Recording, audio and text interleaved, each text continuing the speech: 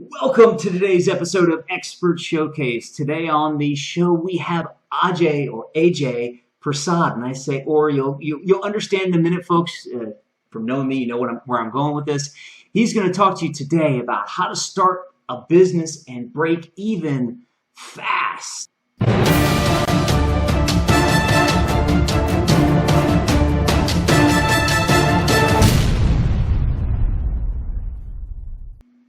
And welcome. How you doing today, AJ? Epic. Well, it's an honor and a privilege and a pleasure to have you on the show today. Folks, just to get into it real quick, AJ is a wonderful, wonderful guy.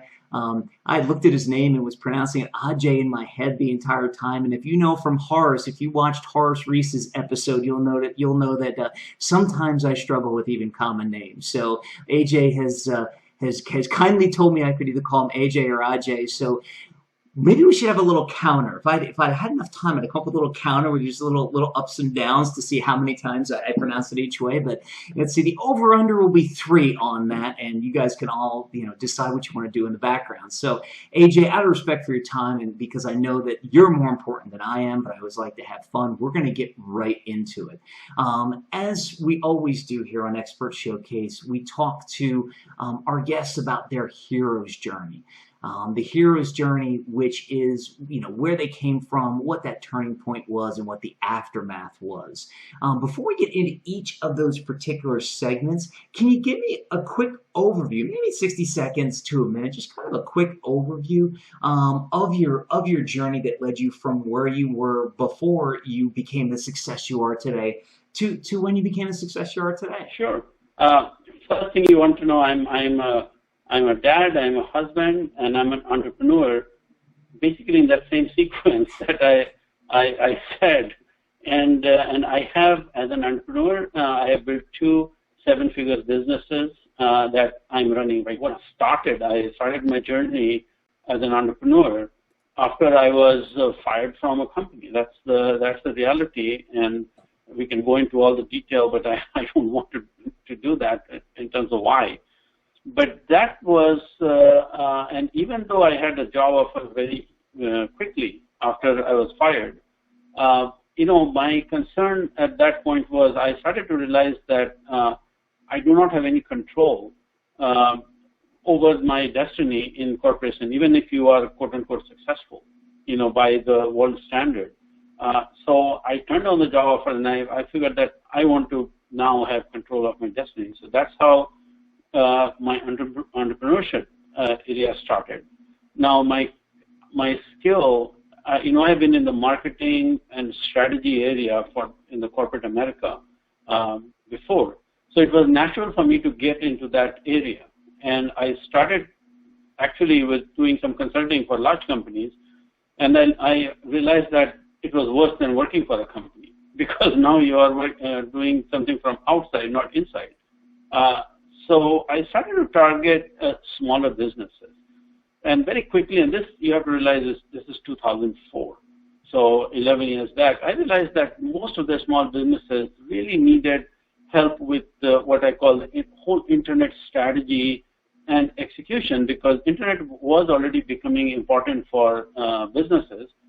And surprisingly, many small businesses I talked to wouldn't even think that they needed a website, forget about the strategy and marketing.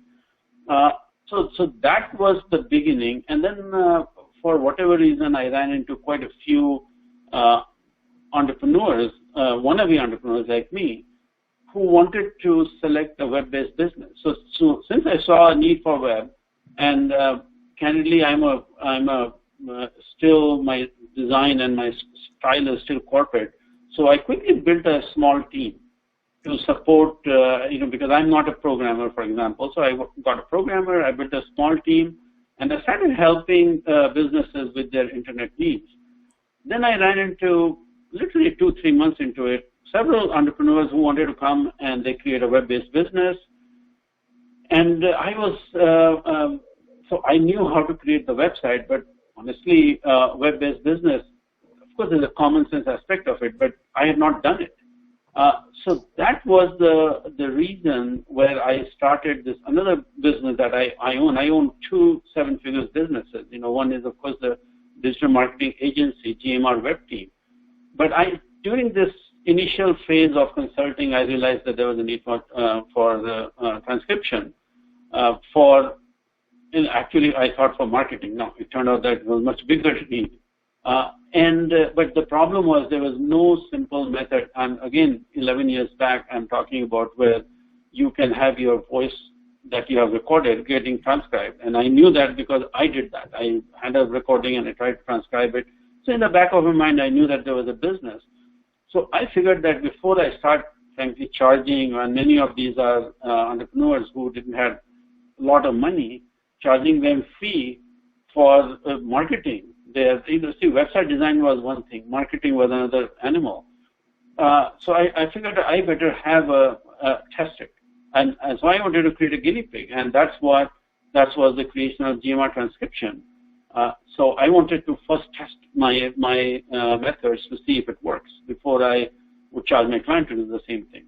Now, luckily, you want to say, it was the right place in the right time and everything, and there was a demand for it that I had underestimated at that time.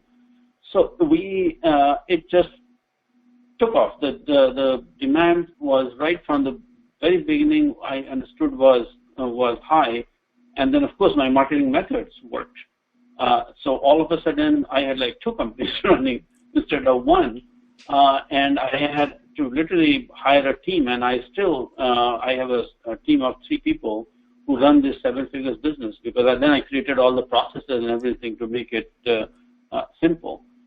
So this was the journey, and as I started, you'll be surprised that starting in 2004 with my transcription, I did not really started offering marketing. I used to offer consulting in terms of strategy, because that was I always knew in terms of how your website to the businesses, how their online strategy has to be consistent with their business strategy. But I did not start offering web marketing until 2009, which was like 5 years. And by then, I had already made this GMR transcription into a 7-figure business. So then I could sit down and create a checklist of what you need to do to market. And then I had started offering marketing also, the internet marketing. And today we are a full digital marketing agency. We have small and medium-sized businesses where you think of it as we are their online marketing department. So we do everything, right from website designing to strategy to marketing to execution to tracking and improving everything we do for our clients.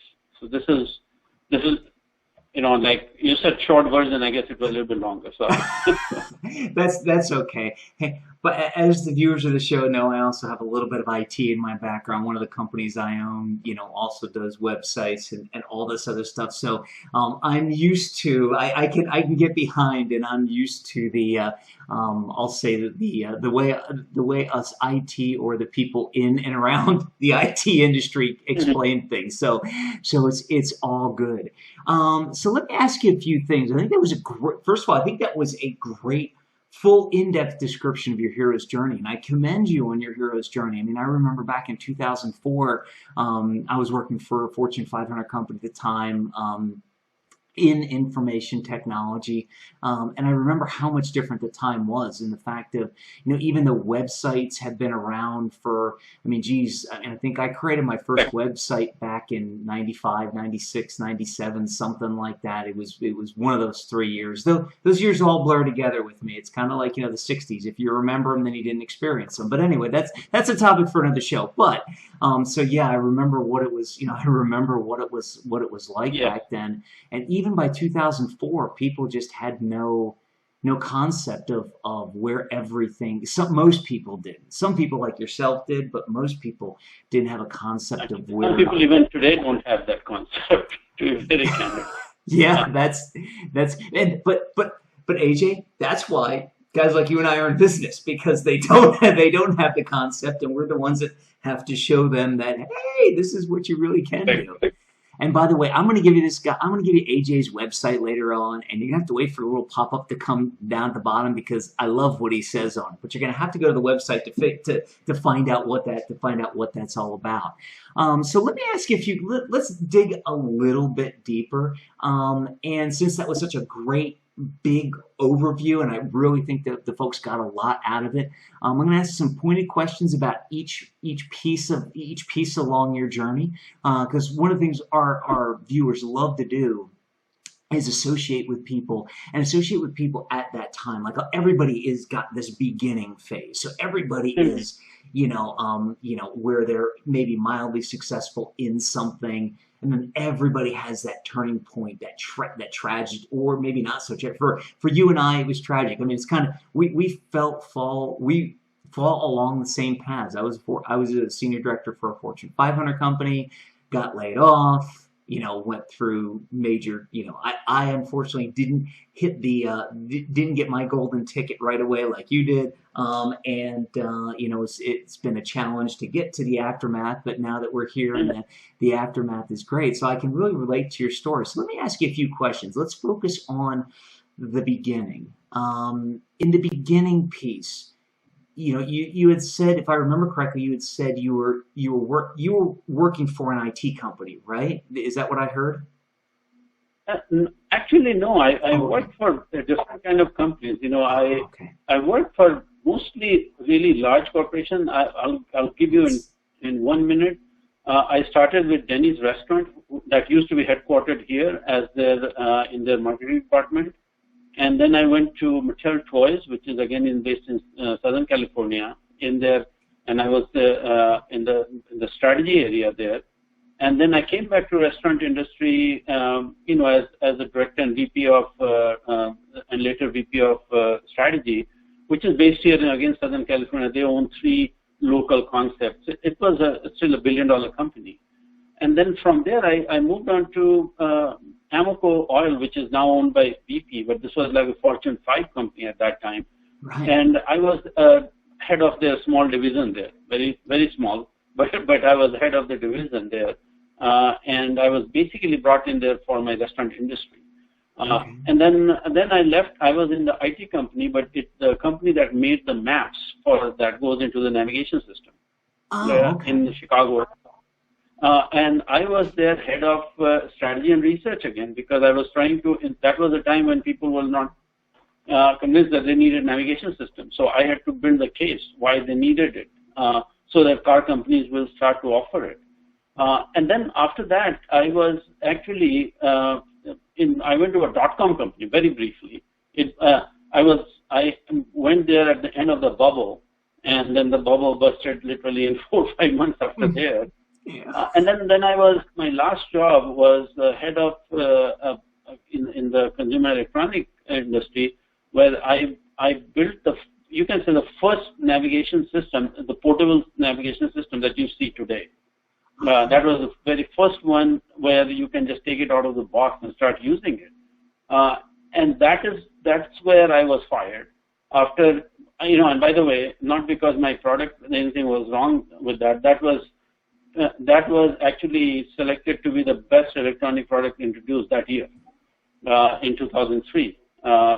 So that was my triggering point, because when you create something that is absolutely breakthrough product, and I was so confident that it will be so successful, and still, I was fired. There was some disagreement, basically strategic disagreement. Now, of course, I always say it's my fault that I could not explain to other people my value, but it was kind of also, it really pissed me off is the right word. Yeah. So when I got the new job offer very quickly from another competitor who wanted to come and he wanted me to head the whole company, I had reached a point where I'm like, you know what, I think I'm done with corporate America. So it was disgust with the situation that started. So I had a varied experience in which I'm able to bring in actually, I had now clients who are in all sort of industry, and because I already have worked in a different industry, and I know that the marketing fundamentals are same, whatever industry you are in, it has really helped me with all these varied clients that I have.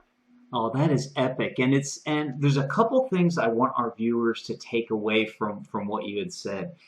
First thing, in that beginning phase, I noticed a lot of marketing, which is great, but I also noticed that you were keen and adept at figuring out not only how to sell things, but how to figure out why people needed things. And this is important for our viewers for two reasons.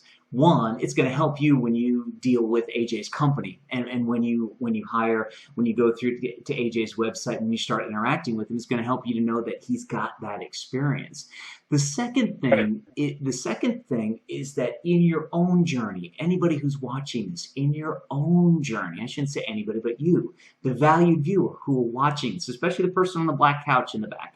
The point is that when you go through your experiences, whether it's the beginning, the turnaround, or the aftermath, there's pieces of those experiences, no matter how good or bad the time was, that you can take and apply going forward.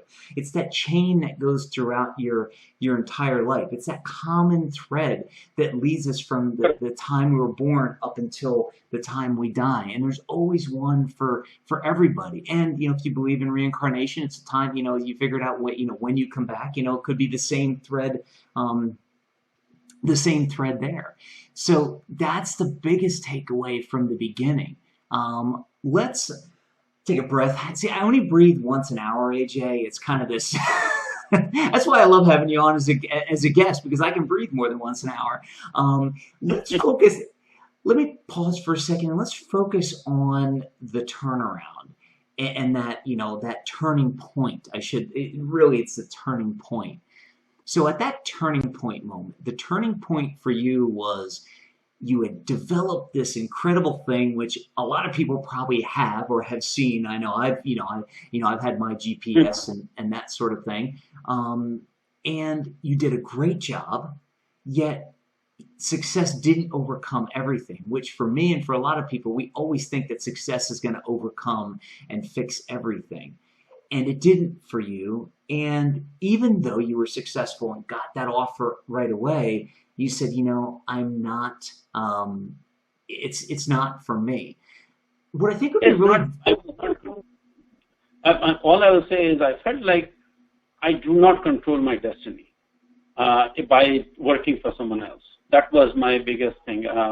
If you do create a great product and you can still get fired, then you say, where's the control? I mean, you want to, and that's the best thing about entrepreneurs, right? They want to have control of their life, and that's I was not thinking along those way at that time, but I know that is the end result I can see is that, I was sure that I didn't want to go and work for a company if I could.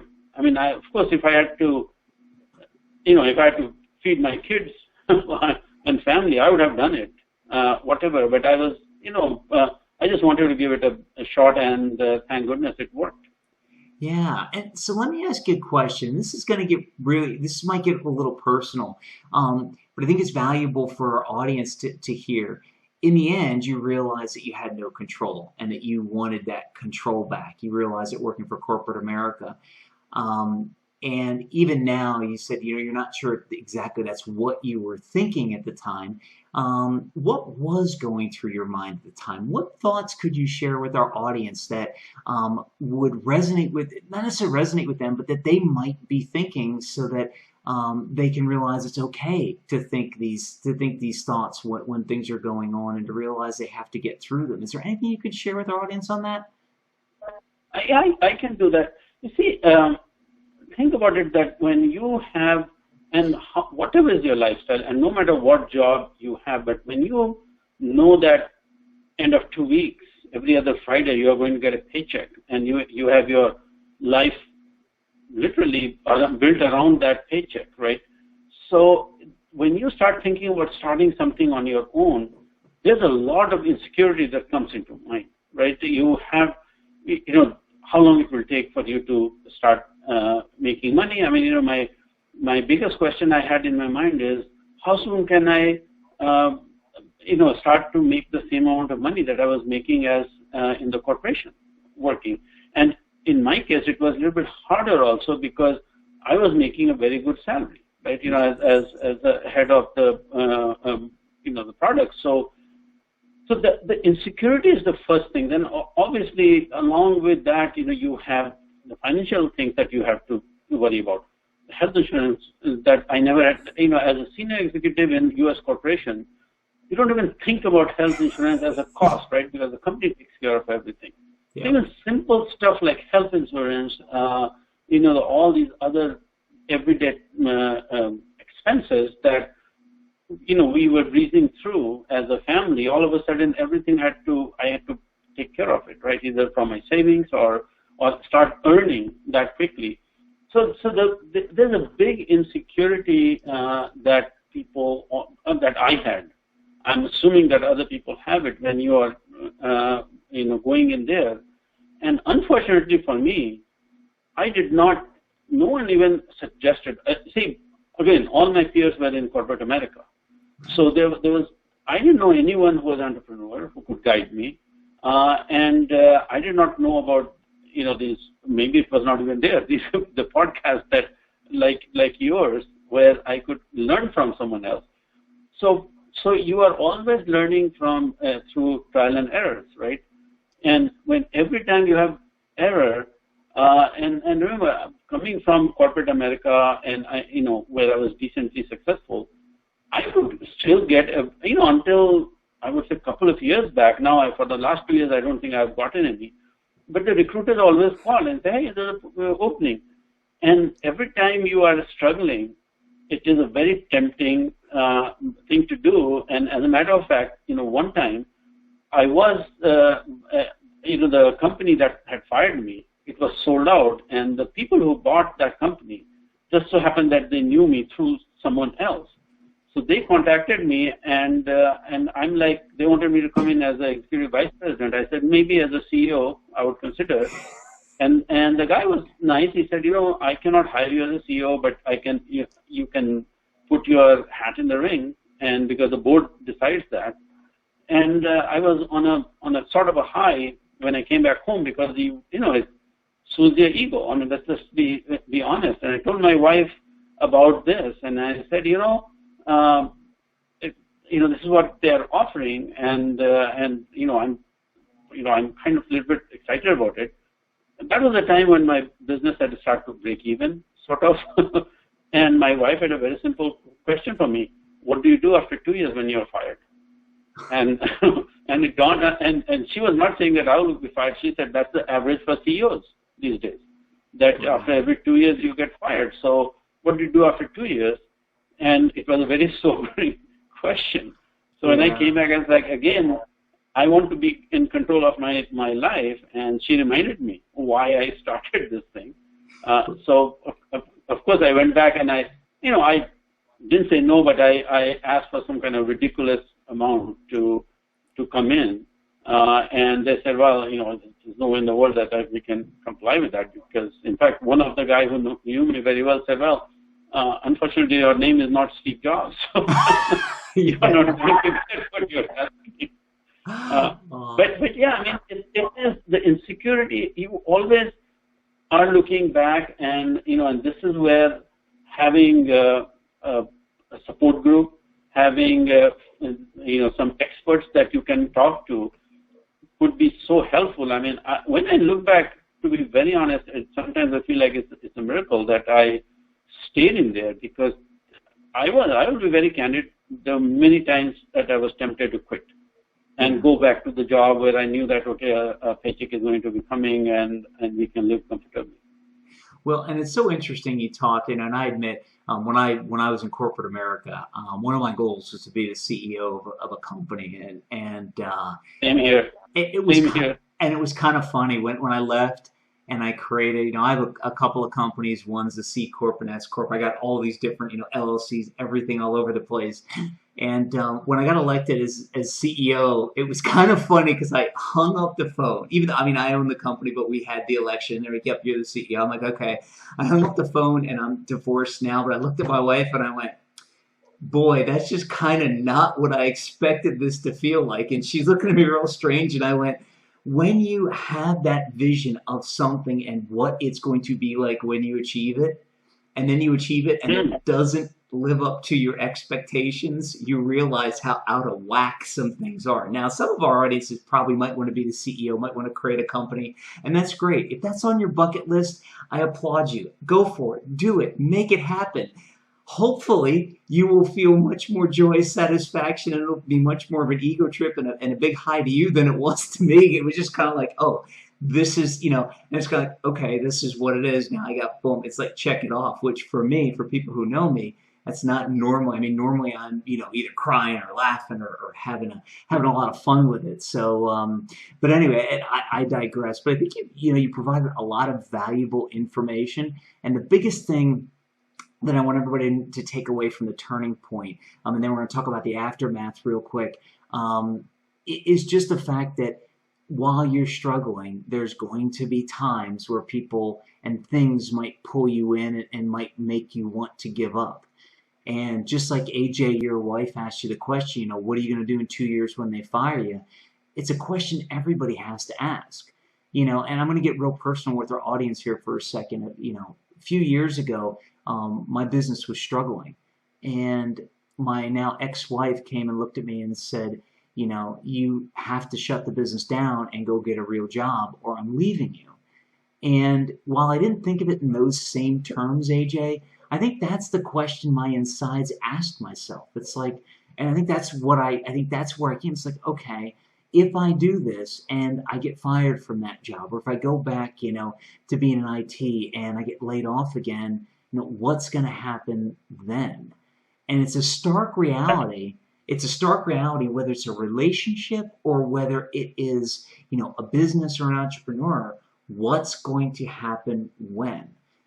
Because like AJ, you were saying, oops, there's one on the Ajay side. Oh, that would be two. So for those of you, I hope people are keeping track out there. We'll have to gamify this with like Blab does with the little hands.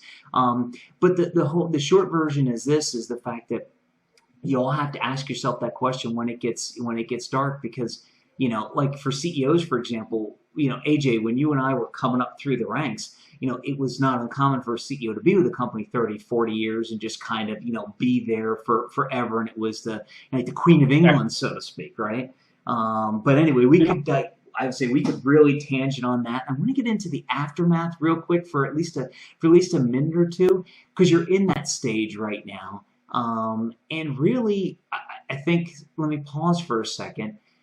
When it comes to the aftermath, your aftermath really started, it sounds like, when your business was finally breaking even and you had an opportunity to leave and your wife asked you that question. That was kind of a big question you had to answer during your aftermath period of time. So once you answer that question with, yeah, I'm probably, going to get fired and I'm, going to be very stressful and frustrated, my words, not yours. What happened after that then? I'm sorry, what was that? Like, again? Once you, how did you feel? Like, let me ask you a different way. How did you feel, and what things happened after you had to make that decision where you literally had to overprice yourself so that you didn't get the job based on the question from your wife? What feelings did you have after that, and where did things go after you basically said, you know what, yeah, you're right, I'm going to stay and be a business owner, be an entrepreneur? Yeah, there two things happened. Actually, that was a really good thing. So first, it always helps your ego boost, right? So it can be just not for the ego, but for your confidence. So two things. So first thing, next day I knew that I don't, it reminded me, her question reminded me of the reason I got into entrepreneurship, my own business. I wanted to be in control of my life. So I'm like, okay, again, I don't want to be in front of the board and been there, done that, and I don't want that. So that was and then it, once that helped me figure out and say, okay, this is it. Now I'm going to be totally focused on my business. So there's now the whole, once you say, okay, this path is not for me, then you start to concentrate on the path that you have chosen. So then my focus became, how do I make it, break even? And frankly, like 2 years back, one of my mentors in the corporate world that I have humongous respect for, and who has been retired, and I still actually go to him for wisdom, not just for business but also for my personal life. He was forming, with a couple of people. He was, he's of course a very wealthy guy. He was going to buy a corporation, and he contacted me and said, "Hey, would you be interested in joining the team? We are this is a turnaround situation." And I had zero hesitation. I mean, I would have died to work for him in era before, but I had no hesitation whatsoever, saying, as my digital agency, I would love to see what I can help you as an agency. But I'm reached a point where I'm not going to close my company and go and work for someone. So just being able to get that answer, to someone that I would absolutely love to work for, I would have loved to work for, that tells you that, the mindset, how it changes, and it just starts to make you more comfortable that, okay, that's, the chosen path is, that's the way I want to be. And now, actually, my kids who are going to college, and college just teaches you how to become an employee, basically, these days. And I am nudging them, and I'm saying, you should think about it, because, the training that you get in corporation is really overrated. And frankly, now they don't even give you training. At least when I went to corporate world, they were investing money on training their employees to make them more productive. Nowadays, there's nothing like that. So you have to learn on your own anyway. So I am, of course, they're adults, so they can make their own decisions. But if I had my choice, I would say just go and be an entrepreneur. I'm so much more now into it. Yeah, and of course, I've been doing this for 11 years. You would expect that to be. Yeah, well, that is epic. And the one thing that if you take nothing else away from what AJ just said, the one thing I want you to take away is this, is that when you know that you're doing what you were meant to do, and you're doing what you're passionate about, when you're presented with an opportunity that you would have died for in the past, and you think about it in a completely different way. As the example, in the past, AJ would have, as AJ said, he would have went to work for this guy. Now, for his friend. Now, when he was approached, it's, okay, how can my business help you? And that's that, we're all tested on a daily basis, regardless of who or what you believe in. There's a higher power. There's everything out there that is testing us on a regular basis. We've all been through it. Sometimes I look up and go, hey, can you turn the page, please? Because the test, this test is really hard. But the good thing about all the tests that happen are the fact that we know that we're solid in our decision, and we know we're going, we know we're going in the right direction. AJ, this is epic. At this point, we're going to take a very, very quick break, and then I'm quite sure everybody wants to hear about how to start a business and break even fast. Today we're talking with Ajay Prasad, an entrepreneur owning 2 7-figure businesses, and just an all-around epic guy. Well, as you come to expect from our guests on Expert Showcase. So give us about 30 seconds, and we'll be right back. Are you a coach, an author, or a speaker who wants your very own web TV show just like Expert Showcase, only with all your branding around it? Then what you want to do is head on over to VideoContent.Agency, go up to the Work With Us tab, send us your information, let's start a conversation, let's see if we can develop a program around you and your message. And until we see you there, make it an epic day. And we're back on Expert Showcase. Today we're talking with Ajay Prasad, and now we're getting to the Experts Focus segment of our show, which is what you all came to hear. AJ's got an incredible story from going from a very successful corporate America guy to having some challenges after being very, very successful and now having 2 seven-figure businesses. So this is a guy you've got to listen to. If you didn't get a chance to watch his background, his backstory, head on, watch the first half of the show, and then come back and watch this, because we all want to know how to break even fast with our business, especially when starting. And that's going to be the topic here. So AJ, why don't you give us a very quick overview of what we're going to be talking about in this segment about how to start a business and break even fast? I'm giving you this based on my experience of building one B2C business, and one B2B business, right, online. So I always say that you have to have a product or service that is needed, that you're good at. So that has a starting point for any businesses.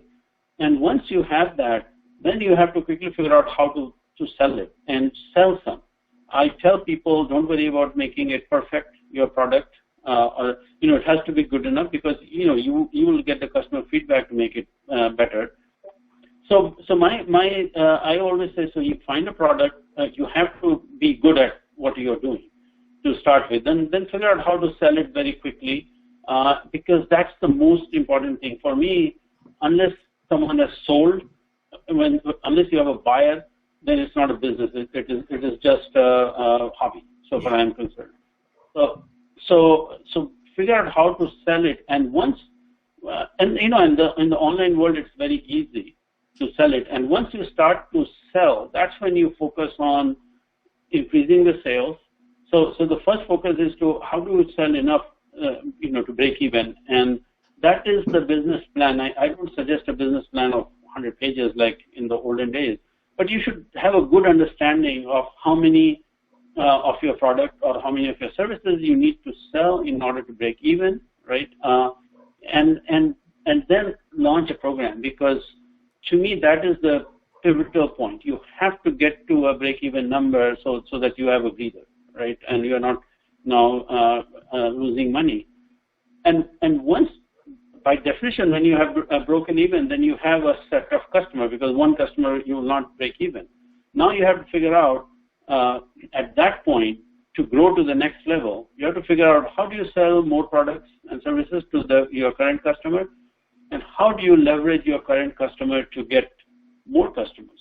And that's what I tried, and I was able to, for the transcription business, I was frankly able to take it from 6 figures to 7 figures within 2 years, or less than 3 years. So 2+ years, I managed to take it from 6 to 7 just by using what I'm telling you. Is we started offering more services to our current customers, and then we started a referral program. We started asking customers for referrals, and and then of course ramped up the marketing. So by then we knew how to acquire customers, so we ramped that up. Then we started selling more to our own customers, and then we leveraged our customers to even get more customers. And that zoomed us from 6 figures to 7 figures in less than 3 years. Yeah, that is epic. So we're going to touch on each of those points individually. I'm going to give the folks the 3 points we're going to talk about here real quick, and then we're going to dive right into each one of them. So we're going to talk about starting with the basics, which is creating a product and a basic value proposition, being attractive to adding products and services so you attract more of your current customer, and then using your customer base to get even more customers. So let's jump right in and start talking about how we start with the basics and create a basic value proposition, and it doesn't have to be perfect. AJ, for our, I almost, and I was going to ask you this, I almost translate this into a minimum viable product. Is that really what you're talking about here? Mm-hmm. So why don't you give our audience a background? Because I know before I heard the concept of a minimum viable product, I had seen it in many different ways. Once I heard the concept, I realized I had seen it all over the place. But for those people who don't know, why don't you give them an overview and a background about what we're really talking about as far as a minimum viable product or the basics here? Yeah. So I'll give you the best thing is to give the example, right? Yes. When I started my business as a digital marketing, at that time, strategist more than anything else. So for me, I had to create. So I figured out what are the components of strategy, right? Which meant that I did research. I even wrote a book, to start with, because I did. And once I understood what it is, and then I could understand that I could see that part of the component is designing website. Like I said, when I started, I was not doing marketing. I was just doing strategy and the design. So I just hired 2 people in India. And I do have a development team in India now, which is over 100 people. For development and marketing. So I hired a couple of people because I don't know how to do it and I don't want to learn. Okay, I'm good at strategy, I'm good at marketing, and so once I had that, then I started to market it to the customers. Now I was lucky enough that I had that kind of background so that I had some credibility when I went and talked to them. But very quickly I got a couple of customers, and I totally underbid my services because I wanted to close it, right? And once I had those customers, and then you don't worry about making profit. So that was not my focus, that I have to make profit on my first 2 customers. So I had a big focus on how do I give them the best value and keep them happy and the results. And let me like 2 months. Yeah, and let me interrupt for a second just to make sure. So what you're really saying is that when you're starting with the basics, you start with something that people need, something that people want, and then once you get some people in your pipeline, before you even start adding and before you start making it better, you worry about giving them incredible customer service, taking care of their needs, and start to cultivate you start to cultivate them and start to slowly turn them from 100%. And I will tell you from my experience also, great customer service will overcome a lot of mistakes in the beginning. Your customers it's so long they know that you really care about them and you are there for them, they will tolerate I made mistakes, obviously, just like most of the entrepreneurs in the beginning. And the only reason that I was saved, to be very honest, is, of course, my intent was always there so that my customers could see that I'm really trying, right? And then the second piece was that I was always there for them. And even today, when I talk to a new customer, yesterday I was talking to a $1 billion company that came to us for potentially doing marketing, and they were asking about some mistakes, and I told them that, listen, I cannot promise you that we will never make any mistake, because I've been there, done that, so I won't be misrepresenting, but I can tell you one thing: if a mistake happens, we are here to fix it. And this is the vice chairman of a $1 billion company, and you know what he said? I totally understand. This is what I wanted to know, because if you had told me that you never make a mistake, I would have probably walked out anyway, because that means you are not real.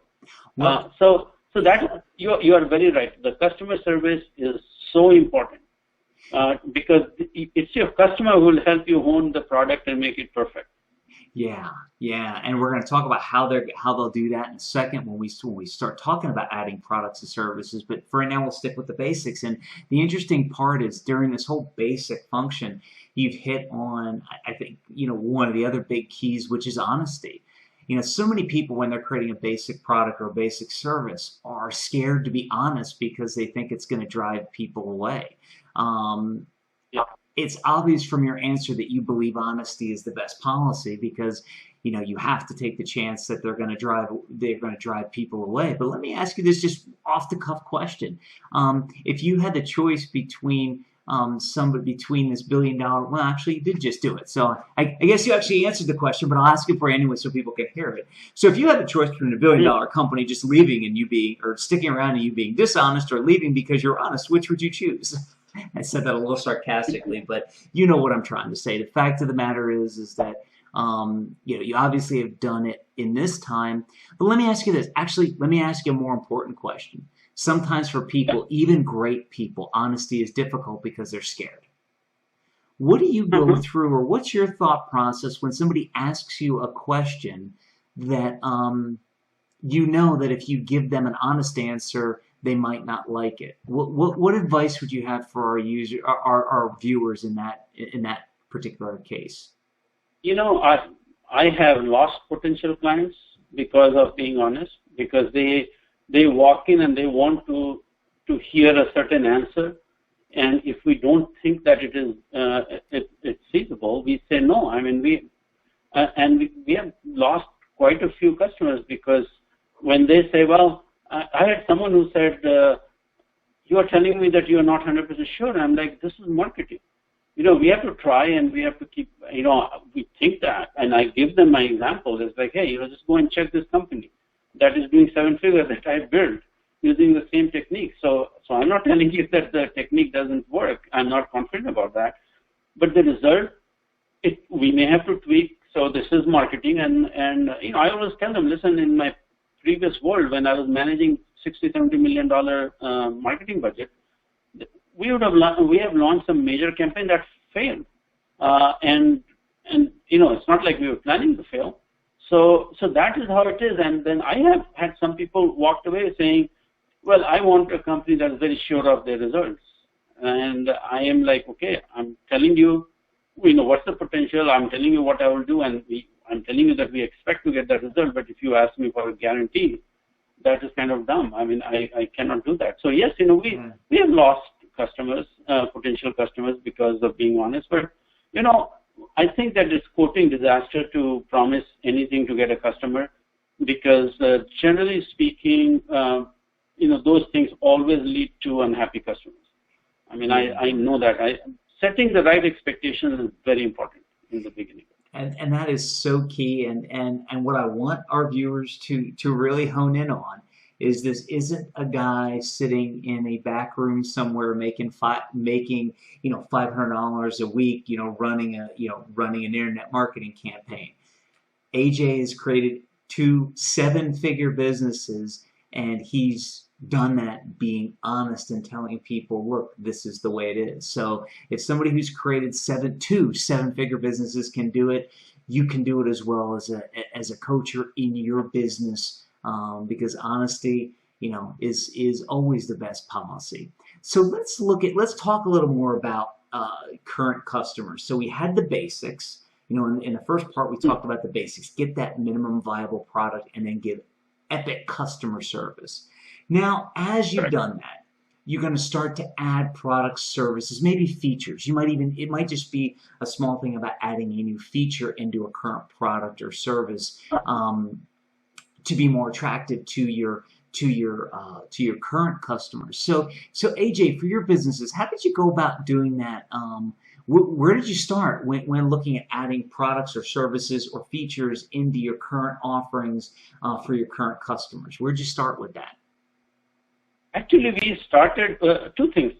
We always track the industry, so we could see that what is happening. And for my digital agency, for my transcription, actually, I didn't even know. So we just asked the customers.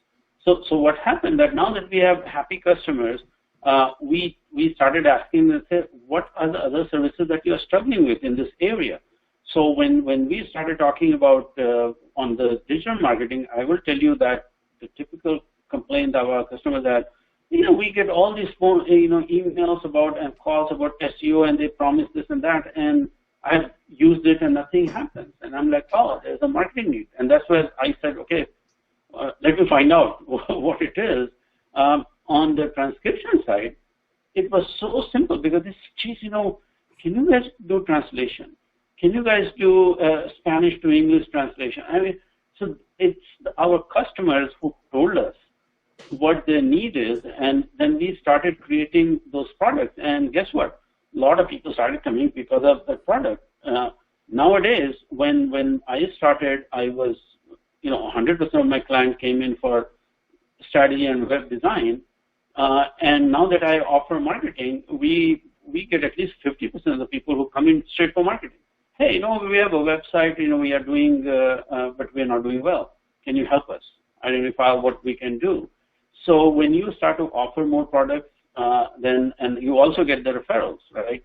And those are the absolutely best client. And that's why I always say doing the best you can for your customer and provide the great customer service is fantastic. I mean, there was one client that actually we designed and we offered to refund the money on marketing because for whatever reason, Google would not index their website. So when you're communicating, and later on I found out that because their URL was wrong, but we didn't know at that time, right? Yeah. So after 3 months, I called him and I said, we are at our wit's end. We don't know what's going on here. So as a result, maybe we are not the right company to handle it. And I'm happy to refund the money. And the guy said, no, he actually turned down the refund money, if you can imagine. I mean, that's amazing. And then he referred us some customers. Now, later on, we found out what the reason was. So I contacted him and I said, you know what, I think that we have figured out, and if you are not still doing it, I will give it a shot, but I won't even charge you money because we already charged you for 3 months and you've shown no results. And we did, and it worked because finally we knew that what the problem was. So again, even when we had resigned this guy, he had recommended 2 people to us. So that tells you, I think that customers, your customer would know if you are really focused on their benefit, not for your benefit. And then if they know it, it works. In the long run, it works. In short term, you will get some setbacks for sure. You lose some customer and you feel like, oh, geez, that's the money that I'm losing because I'm resigning and all that. But I think in the long run, it works out. Yeah, and that's so great. I'm smiling the whole time because, first of all, when you said it was a URL problem, it's like, yeah, I've been there where, it's something that you just go, oh, man, I wish I could have figured that out sooner. But more importantly, what you said about, basically creating these raving fans out of your current clients by, asking them what they want. And I say that a little sarcastically, but it's so amazing how, you see everybody who wants to get really deep into, we have to do all this market research. Now, you did say market research, which is good to do, but they get so deep into, we need to do hundreds of hours of market research, and we need to do A/B testing. We need to do all that. And it's like you go to them, how many clients do you have today? And they say, well, maybe 30 or 40. I'm like, so did you ask them what else they want? And you just see the blank look on their face, and it's like the ton of bricks hit, because it's happened to me before. You get so deep into working, it's like, oh, geez, yeah, I've got 50 clients that could tell me exactly what they're willing to pay for. Gee, I guess that's sometimes we as entrepreneurs, as whether it's web people, whether it's marketing people, we tend to make things more difficult than it really needs to be. And I think and I'm speaking on behalf of and to everybody watching, we make it more difficult than it has to be because with all the technology and with everything else, we're taught it has to be difficult. We might have grown up at the time when it was difficult. We might remember the days of designing a website in front page when, you would sit there, with, pull 4 straight all-nighters coding just to get, 3 pages up, and we know now it's a click of a WordPress or it's, there's so many content management systems out there. But don't think it has to be hard. Listen to what AJ. Oh, there's 3 on the Ajay, which that would be 4. But listen to what AJ just said. It doesn't have to be hard. Talk to your current customers. Find out what they want, what they're willing to pay for. Because and AJ, I'm going to ask you this: do you find that clients, when they have pain points and they've already had a great experience with you, are more ready to have you help them solve the new pains that come in versus going out and finding somebody else to hire? If you have a client who is happy and they know that you are there for them, if they tell you a pain point and say, well, you know what, maybe we can address that, and they jump, and it's like, oh, really? We have had clients who, a big client, actually $100 million client, who we did the site for, and it just so happened that I ran into the president of that company, and we started chatting. It's like, oh God, this is our big problem, and they are having problem with the positioning. And we said, hey, online is a big piece of positioning. Now, obviously, I understand that area because I have the experience. And all of a sudden, we are, invited to talk to their board, explain to them what needs to be done. And out of that, we walked out with probably like $60,000, $70,000 a year revenue. So this is where this is what I'm talking about when you are. They are taking care of the client. They trust you. Then of course you get more business from them. Yeah, and by the way, I gave you a big one, but I cannot tell you how many small businesses we have where from instead of $200 a month, now they are spending $1,200 a month with us because all the other services that we are offering to them. Yeah, exactly. And we could probably do a whole show on how to add products and services. In fact, you and I may have to talk offline since you've been so successful in doing it in this space. We might need to do another episode literally just teaching people, how to look and define, because there's an art and there's a science to the products and services you add on. So folks, stick around. If your friends haven't signed up at VideoContent.Agency or ExpertShowcase.com yet, definitely do that, because I think I'll have Ajay back on, and I think we'll have to talk a little more about that because, like I said, that's a whole topic unto itself. So let's go ahead into the third point about using the current customer base to acquire new customers. Now, this sounds to me like common sense. Well, your current customers are a great source of new customers. I mean, you've had them, you've pleased them, they're happy, so they give you new referrals and everything. But oddly enough, that either A, doesn't always work that way, or B, a lot of people don't realize how well it works. So talk to us a little bit about how to use your current customers to acquire new customers. So, first thing I always tell people, all you have to do is just ask. So if,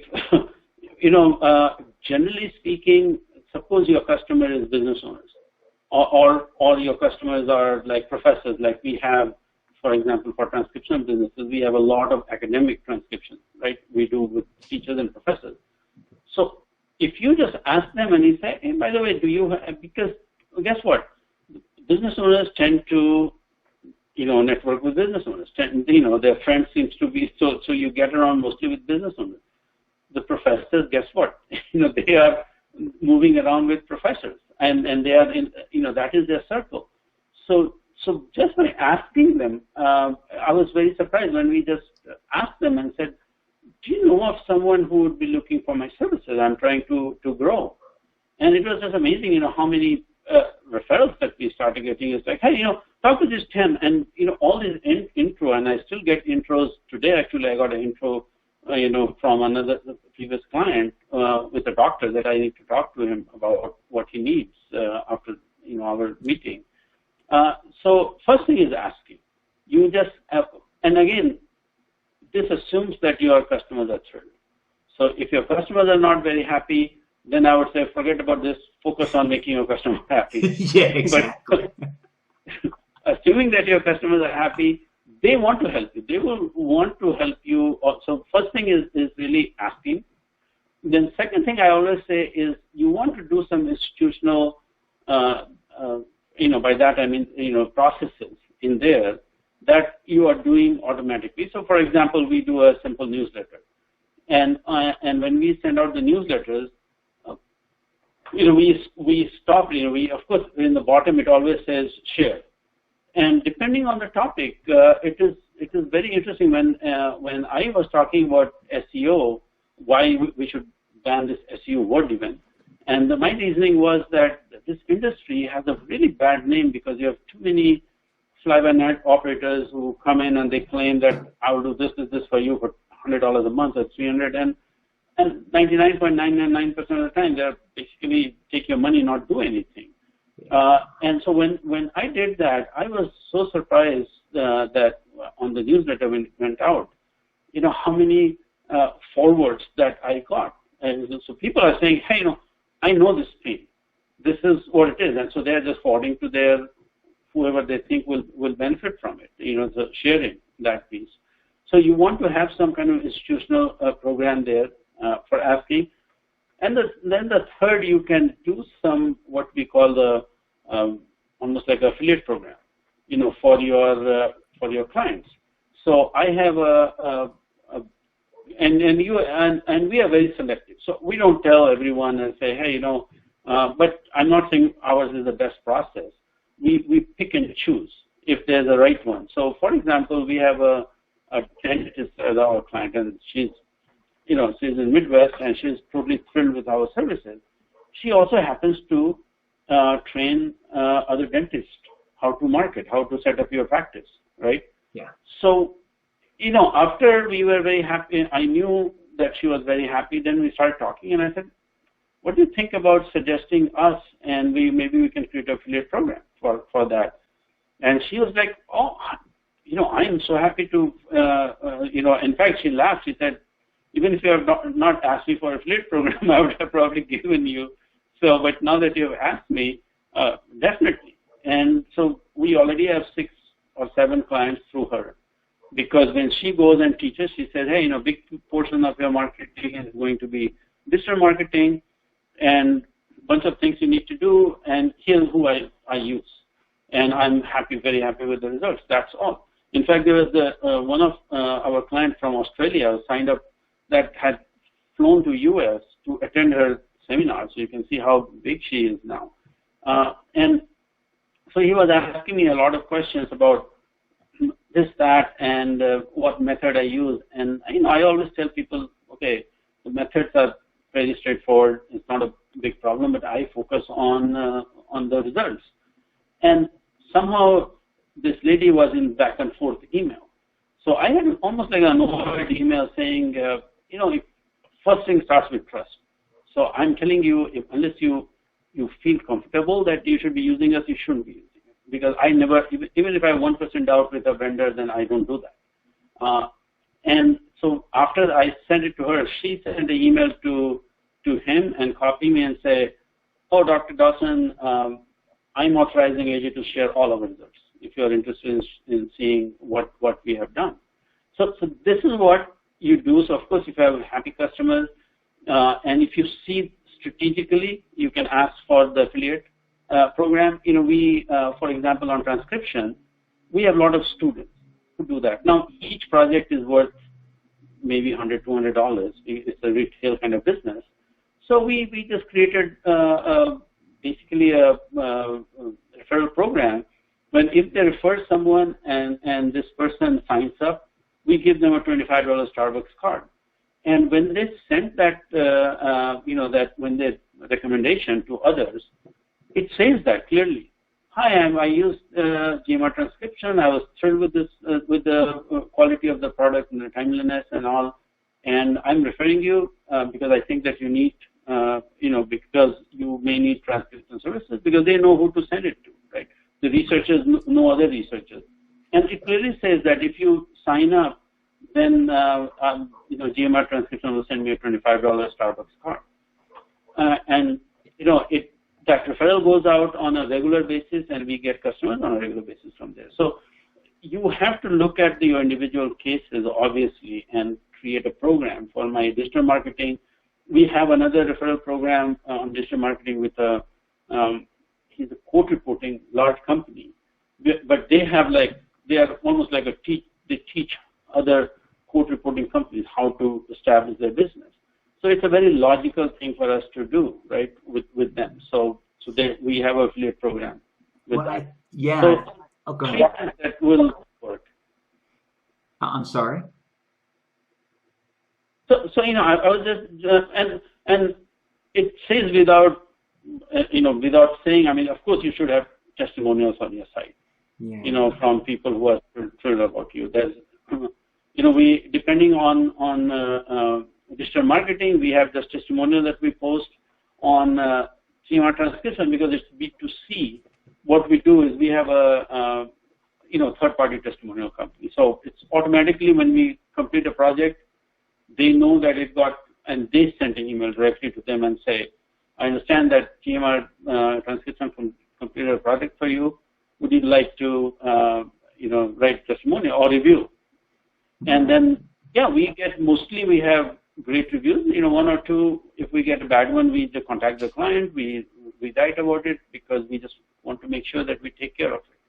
Exactly, and it's interesting. The one thing as we kind of wrap this up, the one thing I want people to realize and focus on, I think, is one of the most powerful things you said there, over and above the getting people to know, like, and trust you, and really building that relationship with a client, is affiliate programs. And for those of you watching who don't know what they are, it kind of makes sense. You basically pay somebody to refer somebody to you. That's the short version, but the way AJ is doing it, I think, is brilliant, which is for some of the products and some of the, for some areas being very, very selective. And then for others, I mean, it still kind of sounds selective, but one is ultra selective and another is a little bit less. And the thing of it is with, depending on the products and services you sell, you need to be careful of what company what company your company is associated with. It's one of the reasons I bring epic guests like AJ on, and it's one of the reasons why people like AJ come on Expert Showcase, because we have epic guests and we have people, and we're out doing good and they're out doing good, and you can do that too.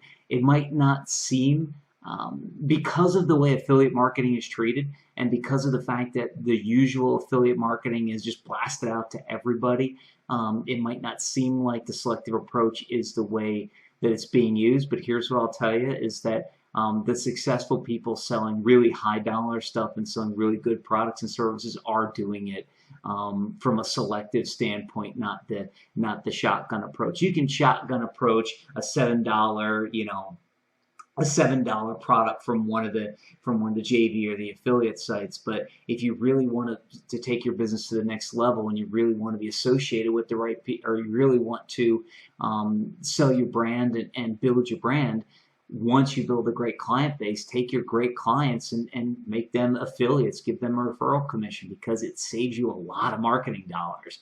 I would much rather, it's kind of the same reason why I pitch when I'm at an event. It's the same reason why anybody who runs an event pitches at the back of the room, because it saves you so much marketing dollars and follow-up time when you can just have a built-in client that you're getting affiliate, that you're giving a fee to. And let's face it, they earned it. They're helping you promote your business, right, AJ? Yes, 100%.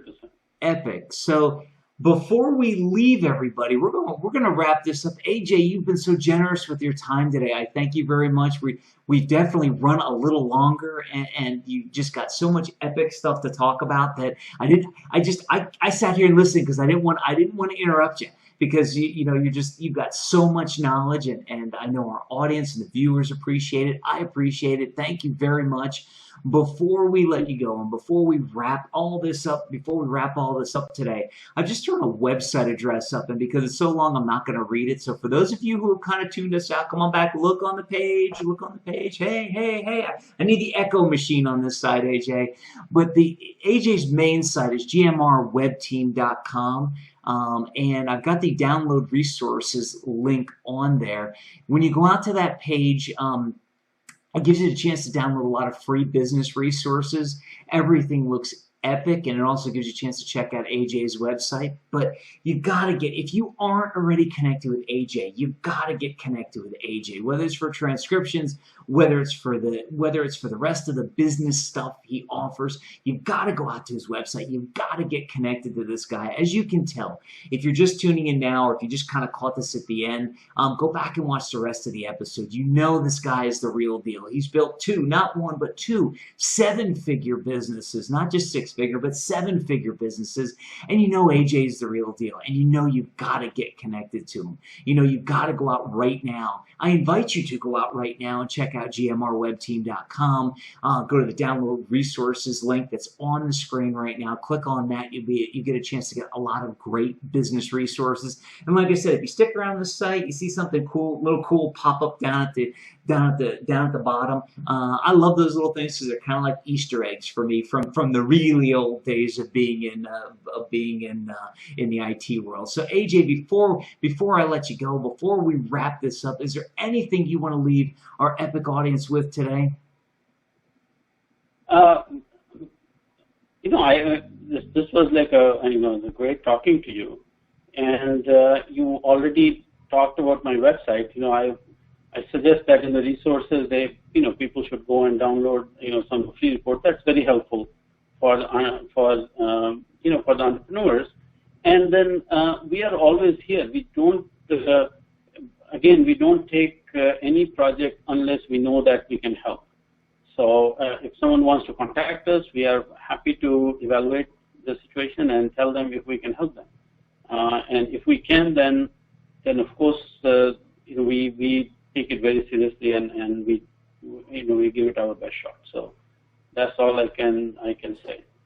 Epic, AJ. Well, it's kind of funny. I don't know if you all can hear, but we got an ice cream truck coming through right around the studio. I think I might run out and get some ice cream. So, on that note and in that event, AJ, once again, thank you very much. It was an honor, a privilege, and a pleasure to have you on the show today. Everybody, go check out gmrwebteam.com. Download resources /ASPX. It's on the screen at this point.